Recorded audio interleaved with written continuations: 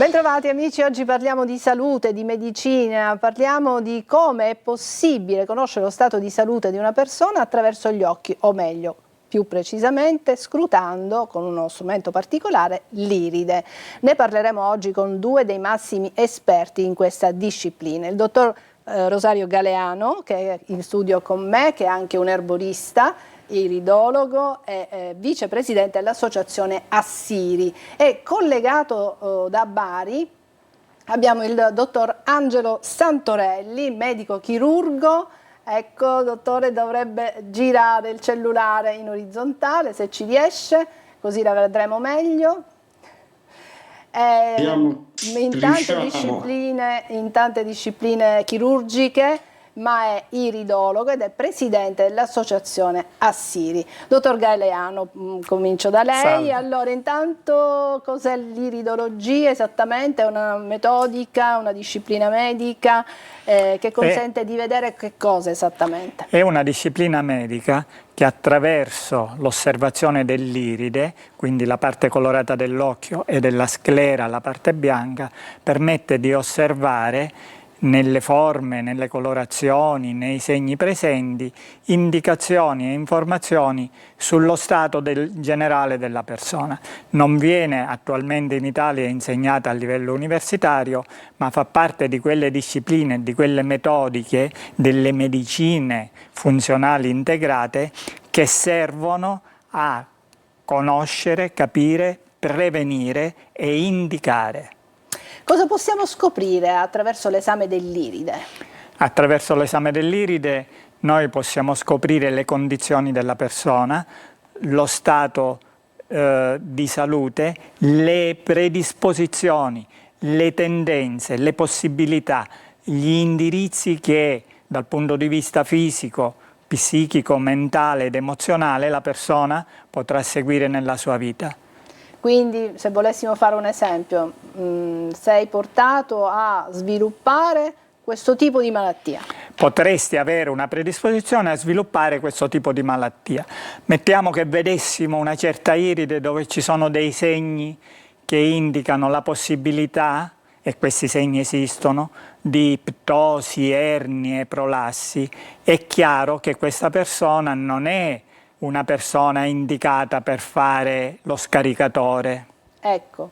È quindi chiaro, no? Diciamo che studiare l'iride consente a chi si sottopone a questo tipo di accertamento di evitare quegli stili di vita che possono indurlo a sviluppare una certa malattia, ma credo che possa fare anche prevenzione. Certo. Se si scopre, per esempio, abbiamo fatto una trasmissione recentemente sul cosiddetto fegato grasso, ecco, dice guarda che già c'hai un inizio, e allora puoi cercare di curare il tuo fegato evitando certi cibi, prendendo, lei è un erborista, quindi può consigliare anche con lo stile di vita, con lo stile alimentare, con il comportamento, tutte queste metodiche, tutte queste applicazioni pratiche nella vita permettono di ottenere risultati. Il fegato, lei ha nominato il fegato, è un organo di grandissima importanza e nell'iridologia l'osservazione del fegato avviene e si fa bene. E dipende, questo eventualmente lo vedremo, dalle varie costituzioni iride che noi abbiamo.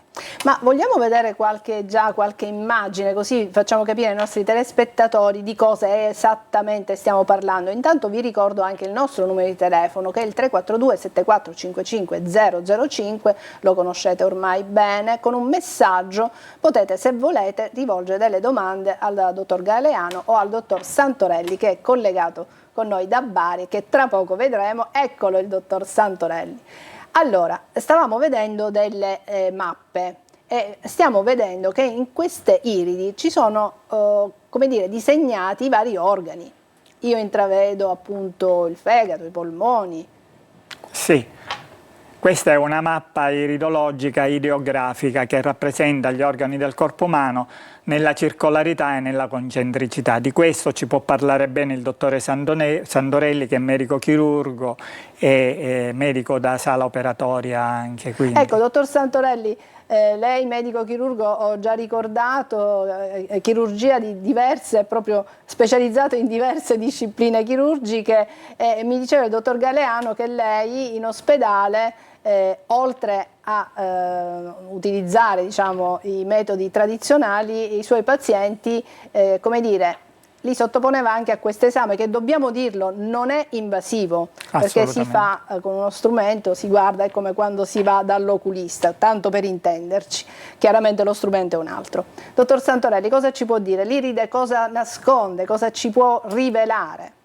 Allora, intanto dico soltanto che l'iride è uno dei tessuti più complessi dell'organismo, insieme alla retina e insieme alla corteccia cerebrale.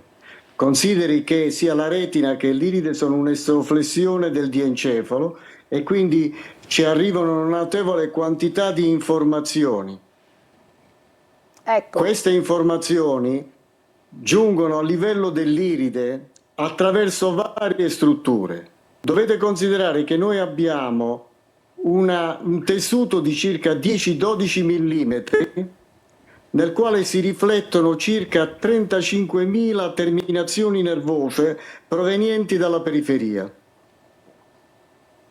Considerate che è il tessuto che ha la più grande circolazione in miniatura, perché abbiamo una piccola, una media e una grande circolazione che porta informazioni provenienti dagli organi periferici.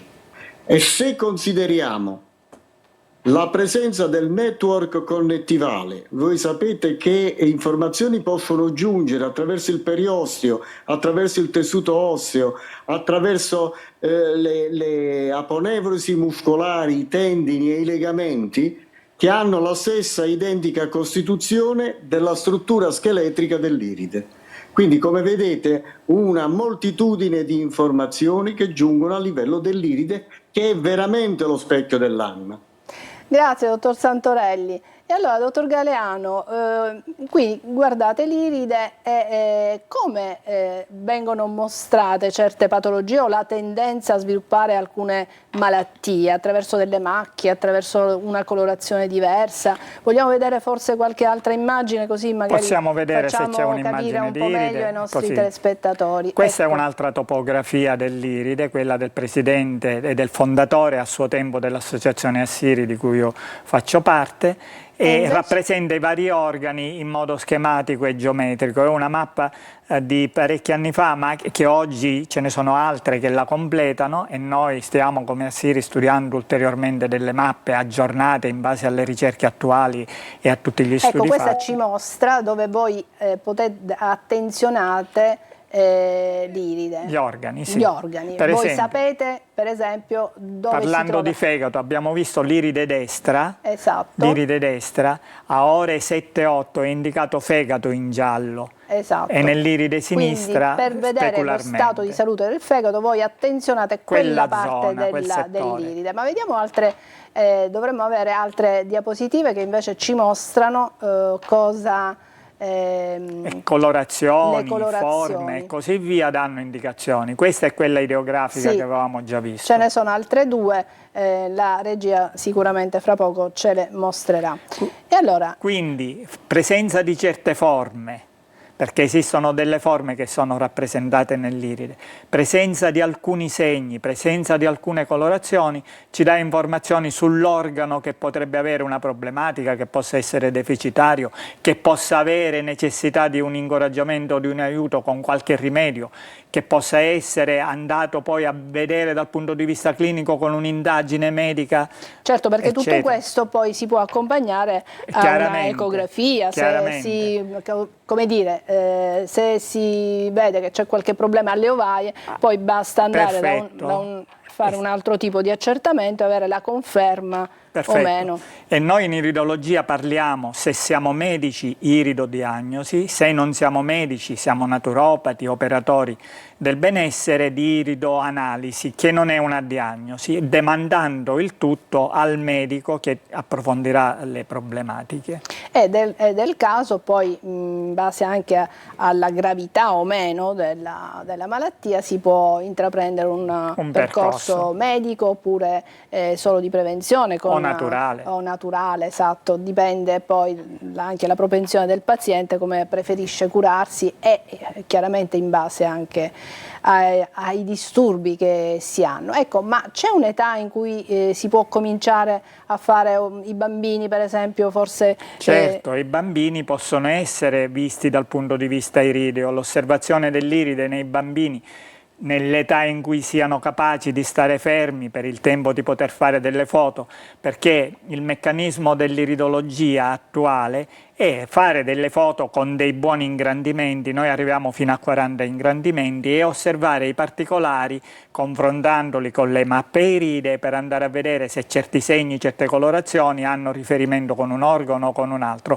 Bambini già di 6 anni, 7 anni, dove l'iride è stabile e dove i bambini possono restare fermi per poter fare queste foto, alcuni secondi comunque, possono trarne molto vantaggio, perché vedere l'iride di un bambino significa vedere in nuce la storia che può evolvere in quella piccola persona che diventerà una persona grande, e quindi avere delle informazioni e delle indicazioni sulla possibile evoluzione, su quello che bisogna fare per prevenire, su quello che bisogna fare per tenere in equilibrio. Un bambino con una certa, iridologicamente, predisposizione andrà seguito in un certo modo, si danno informazioni, si danno consigli, si danno indirizzi sullo stile di vita da seguire. Tutto molto molto interessante. Allora, io vi ricordo il nostro numero di telefono, che è il 342 7455 005. Se volete maggiori informazioni, avete dei dubbi, delle domande, potete con un messaggio rivolgerle al dottor Galeano o al dottor Santorelli. Intanto facciamo una brevissima pausa, ritorneremo qui tra poco.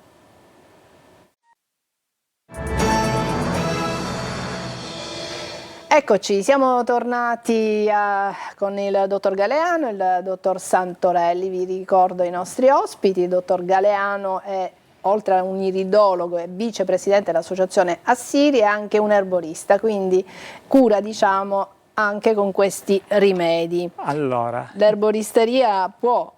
L'erboristeria può fare tanto, perché i rimedi naturali, e parlo degli estratti, le tinture madri, i gemmoderivati, gli oli elementi, gli oli essenziali e tutti, e anche le erbe in tisana, se scelte e associate correttamente, possono essere la chiave di volta per risolvere in maniera semplice situazioni non complicate o situazioni gestibili. Non stiamo parlando delle emergenze o delle situazioni disperate, stiamo parlando della prevenzione, della quotidianità, del sistema di equilibrio della persona nella vita giornaliera e nella quotidianità. Ecco, la regia ci sta mostrando delle iridi. Cosa possiamo vedere, per esempio, in quest'occhio? Lascio la parola al dottore Santorelli. Dottor Santorelli, stiamo vedendo questa iride. Ah, è caduta la linea. Allora con ne dottor parlo Santorelli. io. È questa adesso che... lo ricontattiamo. Sì. C'è qualcuno che ci telefona, ma i nostri telespettatori sanno che devono mandare un messaggio se vogliono parlare con noi in questo momento. Allora, in iridologia abbiamo 3 costituzioni iridee che noi consideriamo. Consideriamo le iridi linfatiche, come quella che stiamo vedendo, sono le iridi chiare, le iridi azzurre, grigio-azzurre. Abbiamo le iridi ematogene, al contrario, sono le iridi marroni. Le iridi azzurre sono le iridi dell'uomo venuto dal freddo, del tipo nordico. Le iridi marroni sono le iridi del meridionale, dell'africano. E le iridi di colore cangiante, misto, dove si sommano le informazioni dell'iride linfatica e dell'iride ematogena. L'iride linfatica, questa per esempio è un'iride mista a tendenza, e questa è un'iride chiaramente ematogena, è un'iride totalmente marrone. Dottor Santorelli, stiamo vedendo le diverse tipologie di iridi, ecco, le ha già viste penso assieme a noi, il dottor Galeano le ha un po' spiegate, ecco, che differenza c'è tra queste immagini che abbiamo visto, al di là della colorazione che per noi è evidente? Le differenze sono sostanziali, perché noi dobbiamo considerare una cosa, che ognuno diventa il medico di se stesso. Quando la bocca tace, il corpo parla. Questo è bello. Purtroppo sento molto lontano il ritorno della voce. Sì, prego però.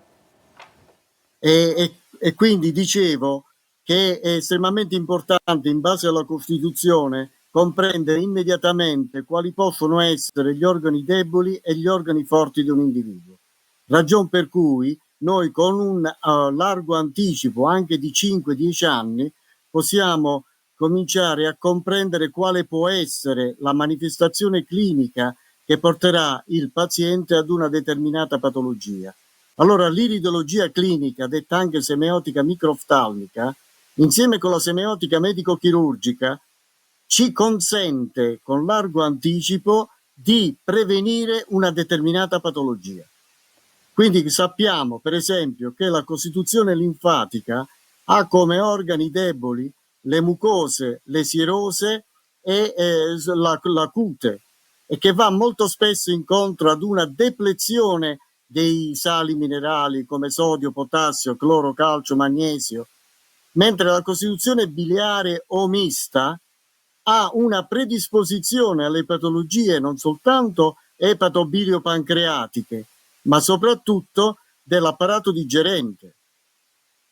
Nelle costituzioni ematogene, tanto per intenderci l'iride di colore marrone, noi abbiamo delle alterazioni a carico del metabolismo intermedio, tipo le dislipidemie, le alterazioni del colesterolo, dei trigliceridi, abbiamo alterazioni a carico della carenza di ferro, di acido folico, di vitamina di tipo B12, sono tutte cose estremamente importanti. Ora vedete, mentre con i sintomi l'organismo parla una lingua dialettale, quando si tratta di interpretare i segni parla una lingua straniera, ragion per cui ci vogliono quelle figure professionali che riescono ad interpretare questi segni con un certo anticipo e prevenire determinate patologie. Questo è interessantissimo quello che ha detto il dottor Santorelli. I sintomi già significa che la malattia si è sviluppata e il nostro corpo sta esprimendo il disagio con dei sintomi, quindi la malattia iniziale o già conclamata.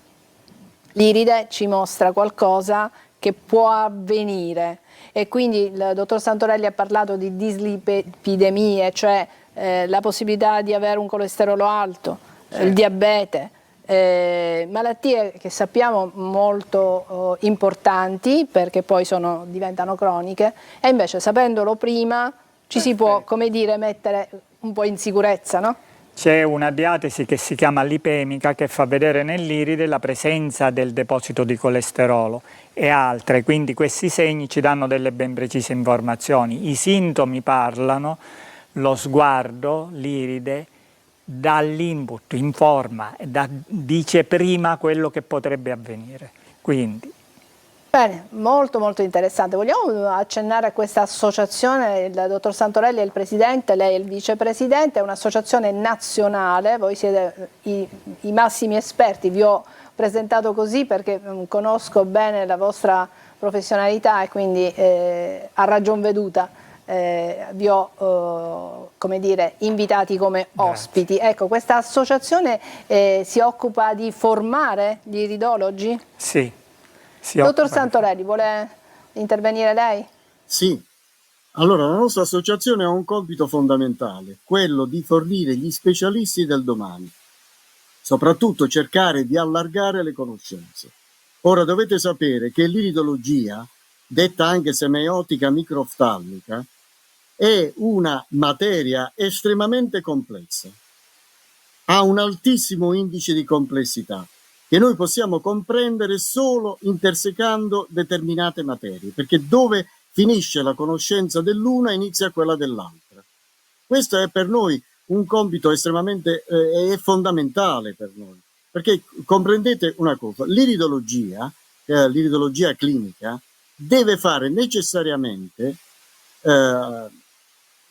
deve sviluppare, diciamo, le conoscenze anche in campo neurologico, psichiatrico, soprattutto deve fare riferimento alla psico-immuno-neuroendocrinologia, alla medicina mitocondriale, quella ortomolecolare, perché è fondamentale. Se noi vogliamo capire seriamente che cosa sta avvenendo nell'individuo, dobbiamo avere queste conoscenze. Ma come sappiamo, per poter riconoscere bisogna conoscere, ma la conoscenza diventa vana se non viene divulgata. Questo è poco, ma è sicuro. Per cui noi cerchiamo di allargare le competenze quanto più è possibile. Ad esempio, fino a poco tempo fa le varie scuole di iridologia facevano riferimento soltanto all'iridologia costituzionale.